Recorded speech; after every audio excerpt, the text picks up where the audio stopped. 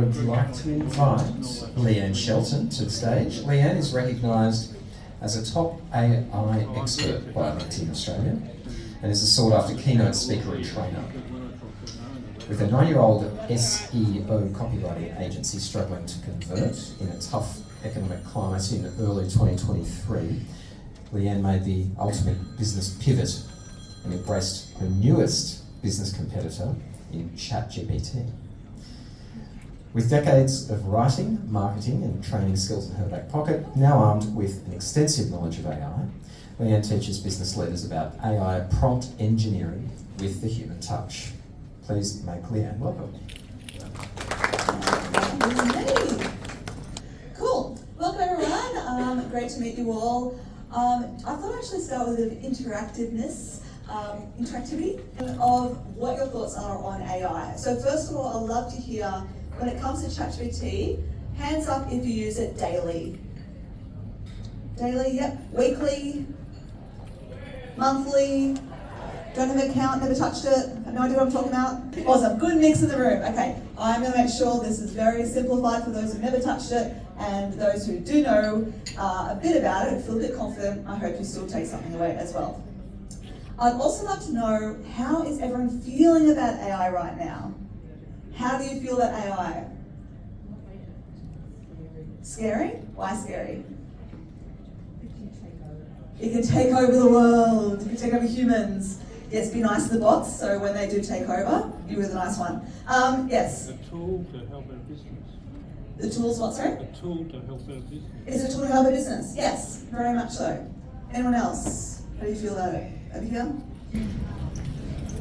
Sure. It Yes? helps to brainstorm ideas and research and just kind of use a way to kind of get ideas out of it. Yes, it helps bring ideas out of you. I love that approach actually, because that is not relying on it to give you answers. It's like, how can we work together a little bit? How can you give me ideas as a starting point? Anyone else would take one more person? It takes away a little bit of creativity because it tries to create for you. Yes, it can take over the creativity. I will talk about how it can add creativity as well. Do you have a hand here? Yeah? Forms and templates. Yes, forms and templates. You kind of roughly have an idea. This is roughly what I want. Can you just help me out with this? Another hand raise? Yes? It can be wrong. It can be wrong. Yes. There can be real contradictions in the answers. Yes, it can contradict itself. It can hallucinate. It can make up answers. So these are all really great responses. We're going to dive into a little bit today. And I am going to cover some of these things. So common AI fears and misuses we'll also look at how to maintain your sense of humanity and authority with AI, and review how AI can be a game changer for marketing strategies and content via prompts and tools. So I want to just address the elephant in the room here, and that is, a lot of people feel this, it's the fear of being replaced by AI. Right, and being made redundant. Has anyone felt that? Anyone thought, oh my gosh, my role, this business I built is now going to be nothing? No? Okay. I've heard photographers say that. Photographers say that? Yeah. So let me share my personal story, because I'm a human copywriter. Okay? What is ChatGPT known for? Writing content. Freak out.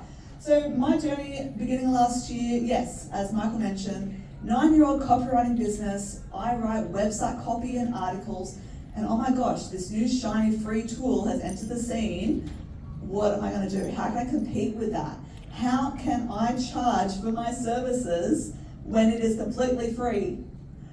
So I realized here, okay, I have a choice, all right? What am I going to do? And my two choices were this. One, I could be over here, I could dig my head in the sand, which I think a lot of copywriters are still doing, or pull my hair out, or rock in the corner, or any of those freaked out metaphors, and go, my life is over, and I'm just going to go get a full-time job. Or, my other option was, accept this is my new reality. AI is here to stay, it's not going anywhere. What am I going to do about it? How can I make this work for me? How can I make it work in my favor? And I realized I actually have a bit of an opportunity here. And I don't know about any of you, but I was looking at prompt engineering. The first time I typed in, into ChatGPT, the very first prompt I ever did was, why are copywriters better than ChatGPT? And I was like, oh my gosh, this is so badly written. Here's an opportunity, I can help edit AI written copy. That was what I first thought. And then I thought, well, hang on, just prompts in general are words, and I'm a words person. I've always loved words. Surely there's an opportunity here to use my skill set, all my years experience, like 20 years experience of professional speaking and training and drama at high school, you can probably tell, and copywriting and marketing. How can I use that? And I thought what I could do is train myself on ChatGPT, on prompt engineering, because it actually works across Gemini or Copilot or any of those other similar ones.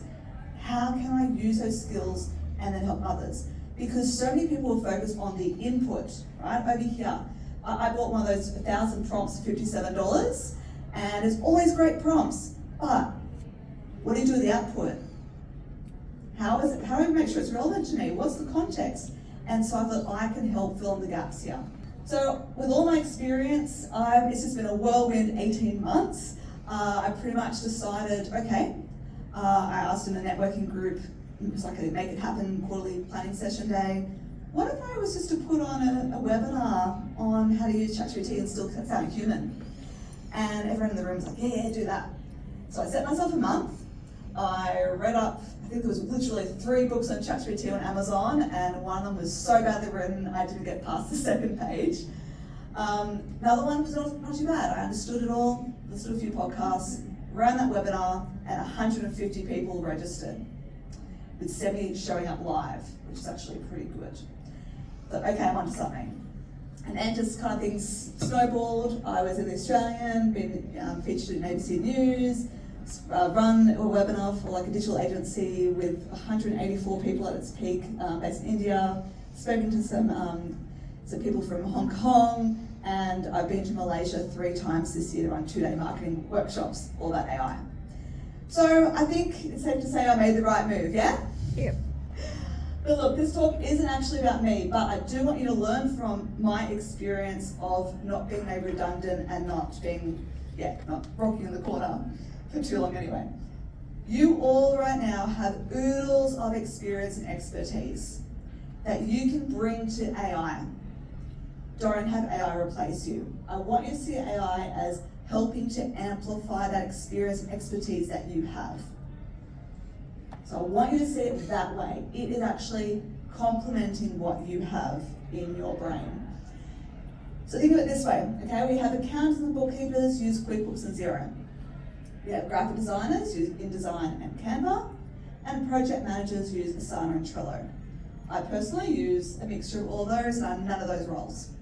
But I still have an accountant to do my VAS, definitely. I'm not a numbers person. And I got a graphic designer to design my logo, and my business cards, and my brochures. And if I needed to, I know I'd go to a project manager or an event manager for something big, right?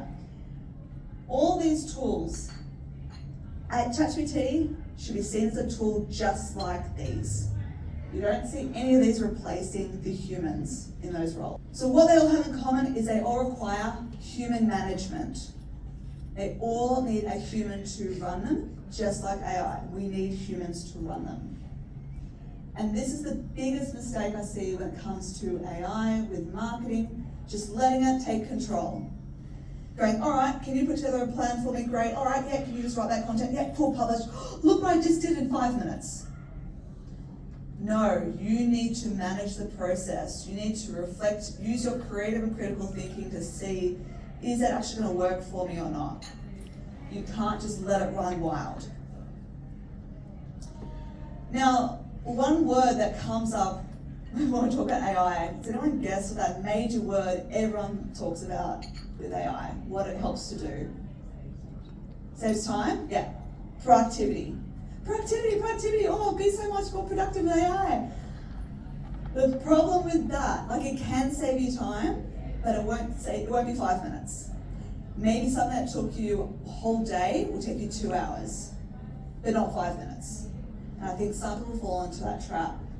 And what the biggest trap of them all, Too many people are focusing on how AI can serve them, how it can serve you, rather than seeing how the output is being received by the customer. So as an example, oh my gosh, I just wrote this blog article in 5 minutes, how good's that? Pump it out. On the other side, the customer's like, what is this crap?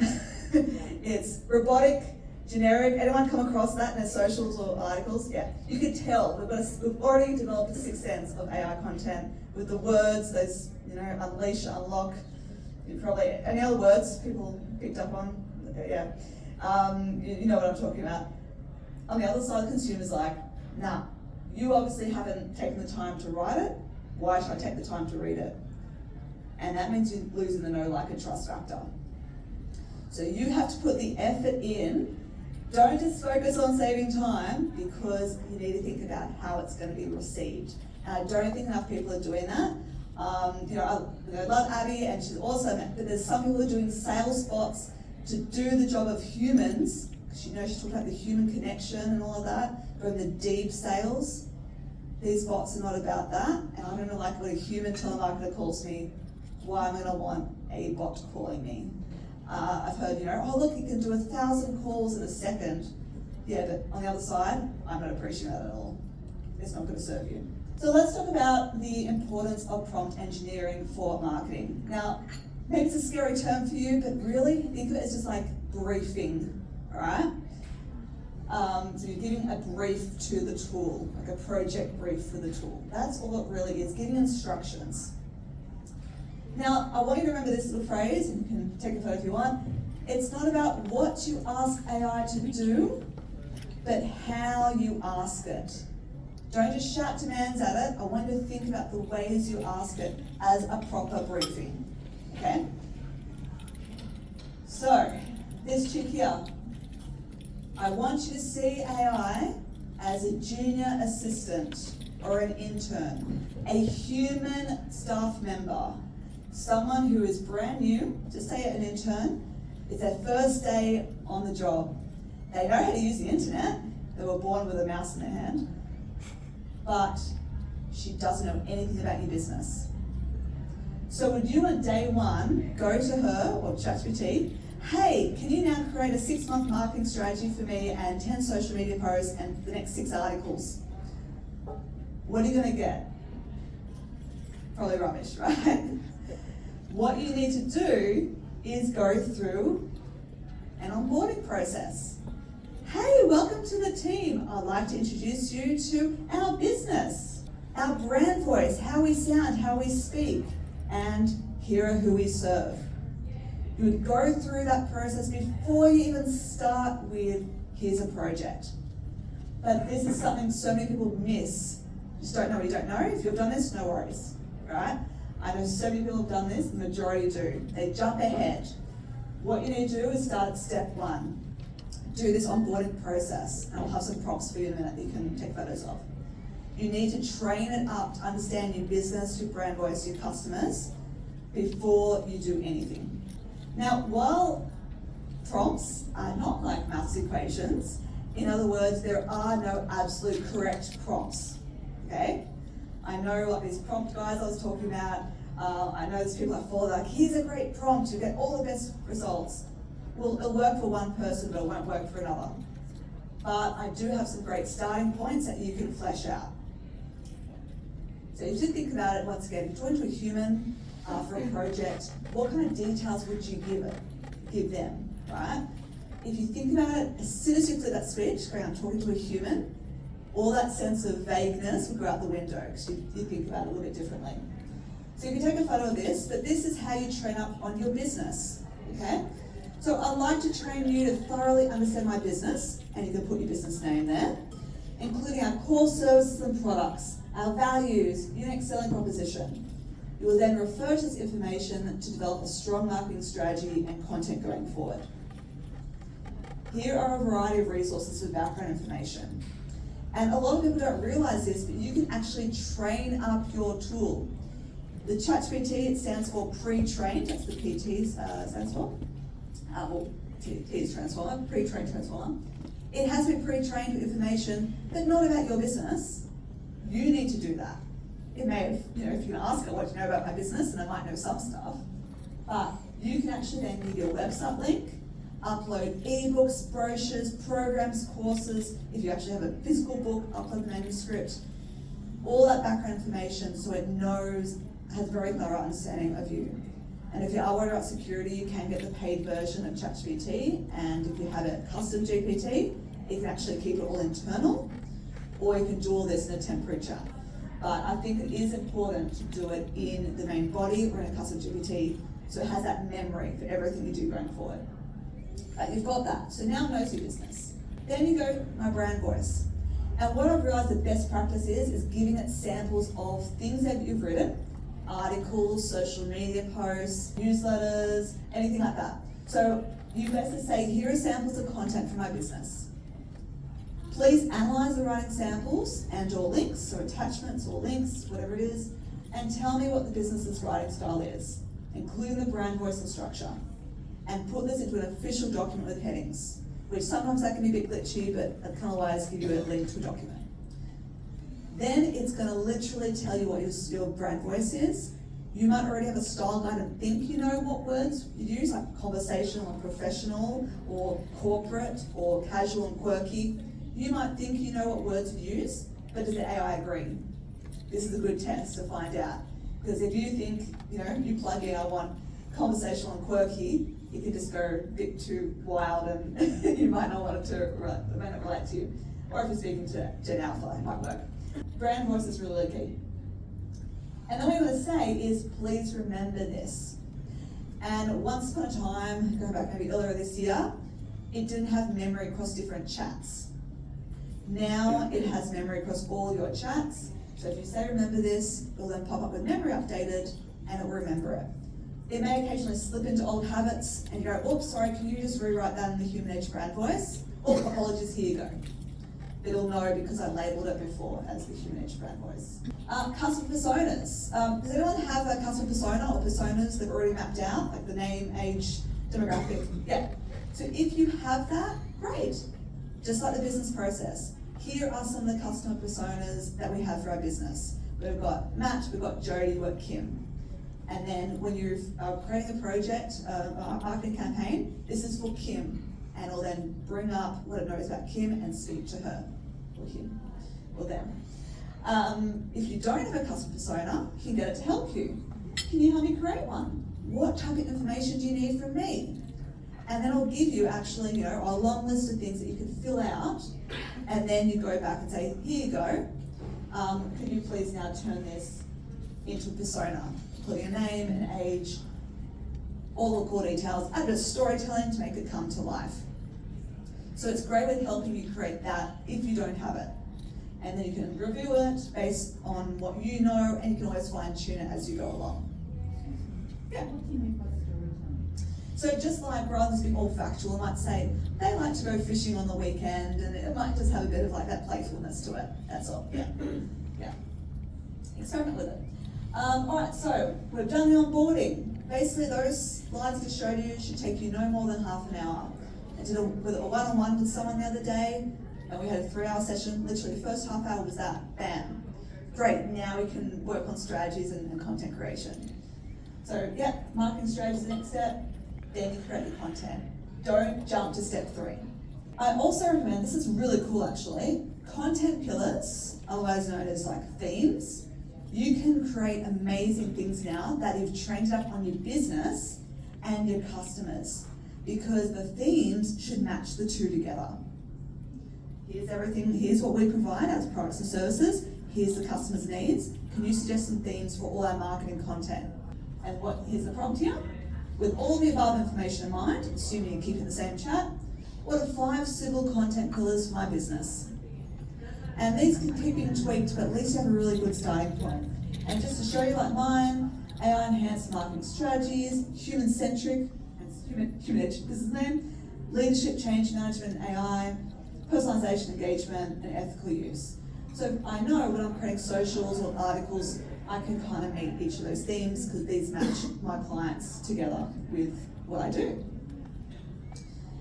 This is where the true magic happens, right? You have it all trained up, it understands your business so well, and it knows your customers.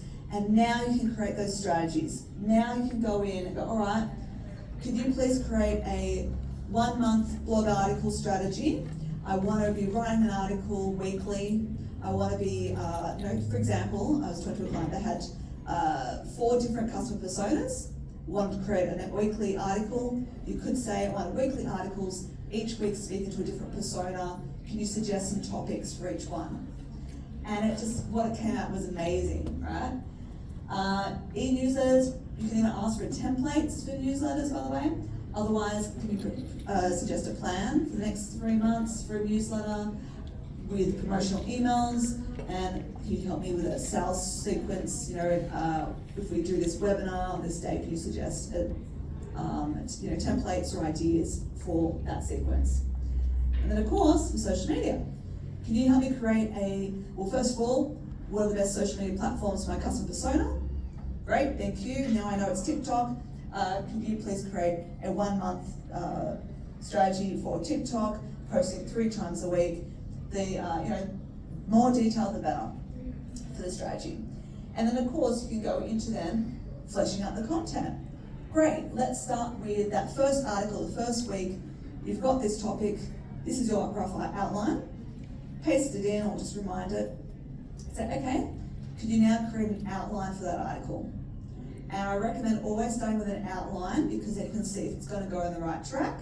You can tweak that outline and say, great, here's the revised outline. Now can you work with the introduction? Now, great, you tweak it. Now go with the next section, now the next section.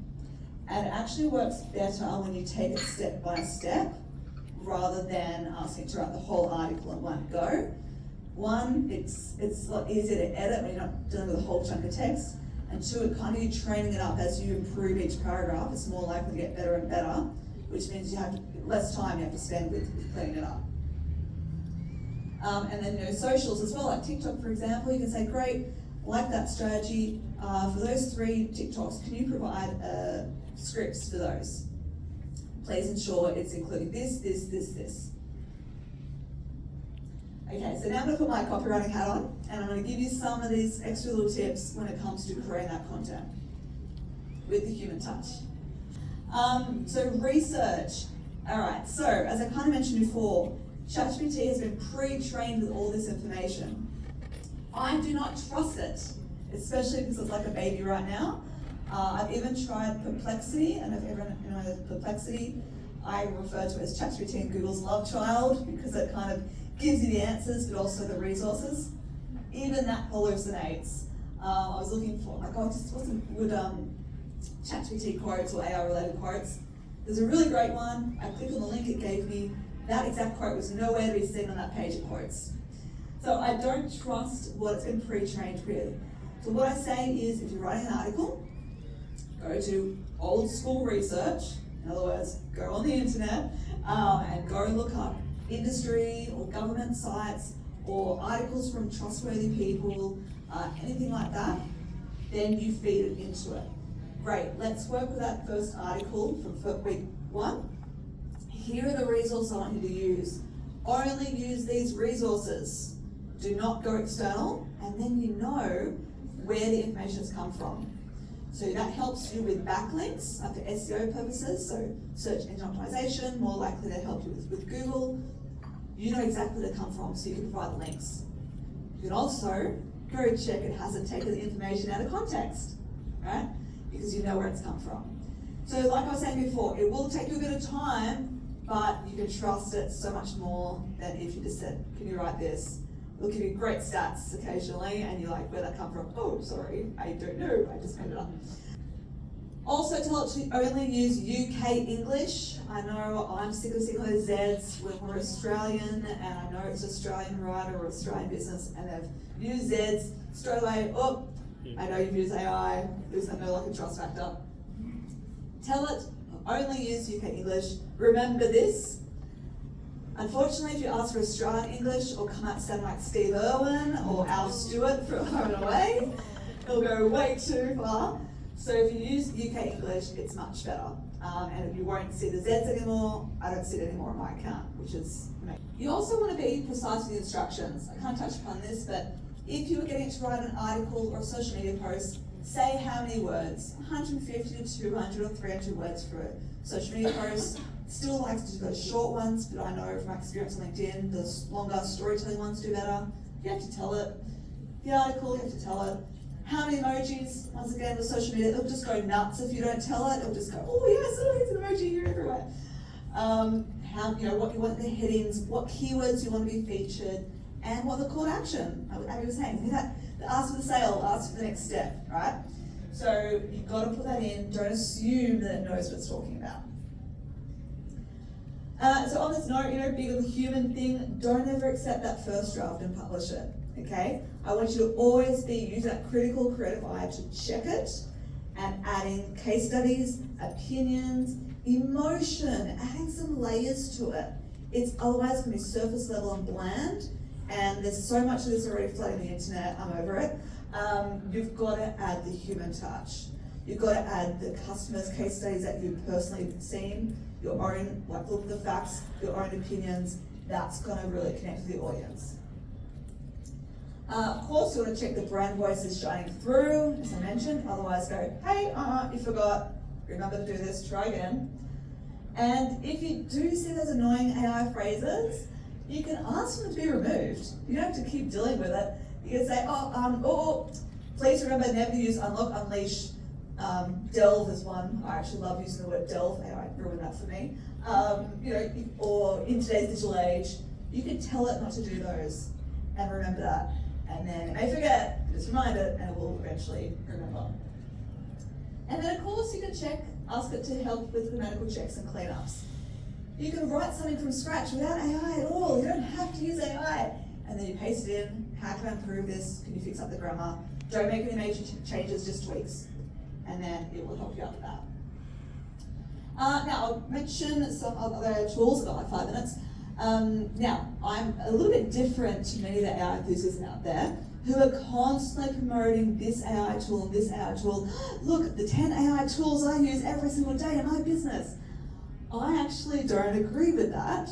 I guess I'm the anti-AI person because I'm big on keeping the humanness. I don't want an AI tool for every single thing that I do because I enjoy being in business. Everyone agree? You enjoy doing the things you do. Maybe get to do things I don't like, but I wouldn't not hire someone to replace, have AI to replace a person. And I also, when it comes to AI tools, I don't want to get myself overwhelmed with all the options. I saw someone share, here are 97 AI tools I've tried and tested and recommend. And I said to her, well, how many have you tried that you don't recommend? And she's like, a lot. I prefer to actually get my business moving along rather than getting caught in shiny object syndrome. So that is me, but having said all that, I have got some tools that I do recommend. What I do say is start with ChatGPT first. Really get a feel, or Copilot or Gemini if you prefer any of those. Really get a feel for prompt engineering. Doing that whole onboarding process, the briefing process, all these software tools that go, like Microsoft's Clippy, it looks like you're writing a letter. Can I write that for you? No, because they don't know your business. They don't know anything. Until it's linked to ChatGPT or linked to whatever you've used to train, it knows you, don't use any of those. So get a firm grasp of prompt engineering, then you can go to other tools because you'll need to know prompt engineering to make them work. So InVideo is a fun one. It basically, with a script or some brief prompt, it basically goes like Shutterstock and similar to create a bit of a montage of images and videos. There's a free version which will have the watermark, but it's fairly low cost if you want to upgrade. You can change the voiceover and have your voiceover. That's a really cool one. So that can be used for YouTube, for TikToks, you can change the setting. Suno.com is a little favorite for music, to text to music. Also, there's a free version. You can, I think maybe you can do up to 3 or 4 songs for free each day. Unless you're going nuts, that should be enough. The very first time I used it, my eldest had lost a tooth and the tooth fairy forgot to come. Sure, everyone's been there. And so I put in, write a song about a tooth fairy that didn't turn up. And it was all like, the Tooth Fairy, where are you? You got lost. It was just really sweet. And that was the very first time. Within seconds, it created that song from a one-line prompt. This is where some people fear or with future music. The musicians will know how to prompt it to get decent music out of it if they do want to go that path. Images, look, my little robot, he was once again from Canva. I still love Canva. Meta AI and DALL-E 3 are also good for images. Meta AI, that's like through your Messenger and your WhatsApp, that's what pops up in that. They all still often have, too many fingers and weird eyes, but it's the worst it's ever gonna get. So you just kind of hang out there. There's Mid-Journey and all that kind of stuff too, but these are free ones. Supergrow for LinkedIn is kind of cool. I've also been experimenting with Authored Up. So what you can do with that one is it can give you templates for your posts. You can also do carousels. It can help you with templates and automate some graphics for you in that one. Gamma is also really cool for webinars. The free version gets you 10 slides. Paid one gets up to 30 slides. A basic prompt, if you're given like an hour notice to put a presentation, you say, well, here's the topic, and it just pump out some slides for you. But human touch, you need to check, knowing what you know, is this actually legit? I wouldn't go writing a presentation about something you don't know about because you don't know if it's giving you false information or not. But really cool. I still like my Canva for slides, but it gives actually really nicely laid out slides. And Otter AI for transcribing. So you might see that pop up in Zoom meetings and things like that. That's a really cool one too. Now for all of these, here's a good recommendation. Subscribe by month only. They all say, hey, go annual and just save money. Do month by month because it could just be a shiny object. You don't know until 3 months later, you're like, oh, I haven't used that since the first week. Okay, I'll cancel it. Whereas when it's been a month, you then feel really bad at the end. You're like, oh my gosh, I've got to renew this. I don't remember using it. So that's my little tip there. Okay, too long didn't read or too long didn't listen. Here's a quick little recap for you. My key nuggets for today. So make sure you think of AI as a tool to amplify your experience, not as a replacement for it. We right now are building up the habits, healthy habits and ethical practices. The future of AI will all depend on how we are using it. If we let it replace us, it's a self-fulfilling prophecy, right? So make sure it's always helping us, not replacing. Success for AI comes down to how you ask for help, not just what you want to do. So I know it looks so similar, the ChatGPT message bar to the Google search bar. Have to see it differently. Got to use it differently. See it as an assistant. To create high quality content, train up first. Understand your business, brand voice and customer personas, and start with ChatGPT and prompt engineering before you go into more advanced stuff and get yourself overwhelmed or stuck down that shiny object syndrome. Remember to focus on how it will be received by your audience. Okay? Don't just think about how much time will save you. If that's your only takeaway, please, that is so important right now. And it'll always need that human oversight to stop the robotic generic content. So that's it for me. Please connect to me on LinkedIn if you have that, and subscribe to the newsletter. And I would love to, I'm hanging around for a little bit too if you want to come and see me. Happy to chat, and I hope you've taken away some gold nuggets today. Thank you so much.